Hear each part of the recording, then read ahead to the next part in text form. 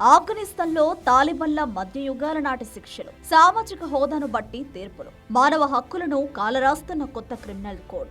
ఆఫ్ఘనిస్తాన్ను పాలిస్తున్న Taliban ప్రభుత్వం తాజాగా 10 అధ్యాయాలు 119 ఆర్టికల్స్ తో కూడిన కొత్త క్రిమినల్ ప్రొసీజర్ కోడ్ ను అమలులోకి తీసుకొచ్చింది. ఇది ఆధునిక న్యాయ సూత్రాలకు పూర్తి విరుద్ధంగా ఉండడమే కాకుండా సమాజానికి 4 వర్గాలుగా విభజిస్తూ వివక్షకు చట్టబద్ధత కల్పించింది. ఈ కొత్త కోడ్ ప్రకారం ముస్లింలు అంటే కేవలం హనఫీ సంప్రదాయాన్ని అనుసరించే వారే అని పేర్కొంది. షియా ముస్లింలు, హిందువులు, సిక్కులు, ఇతర మైనారిటీలను మతద్రోహులుగా వర్గీకరించారు. ఎవరైనా ఇస్లాంకు వ్యతిరేకంగా లేదా తాలిబాన్ల సిద్ధాంతాలకు విరుద్ధంగా ప్రచారం చేస్తే వారికి మరణశిక్ష విధించే అధికారాన్ని ఈ చట్టం కల్పిస్తుంది. తాలిబాన్ అధికారులను విమర్శించినా లేదా వారి నిబంధనలను ఎగతాళి చేసినా 2 ఏళ్ల జైలు శిక్ష తప్పదు.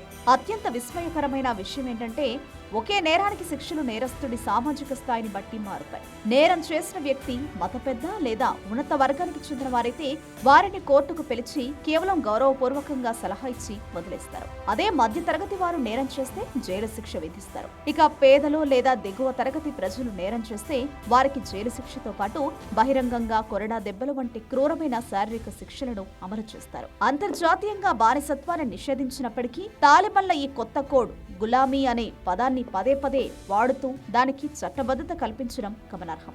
అలాగే 10 ఏళ్లలోపు పిల్లలను కూడా పెద్దవారితో సమానంగా పరిగణిస్తూ శిక్షలు విధించే అవకాశం కల్పించారు. మహిళల పట్ల మరీ కఠినంగా ఉంటూ భర్త అనుమతి లేకుండా కుటుంబ సభ్యులను కలిసినా జైలు పాలయ్యే నిబంధనలను రూపొందించారు.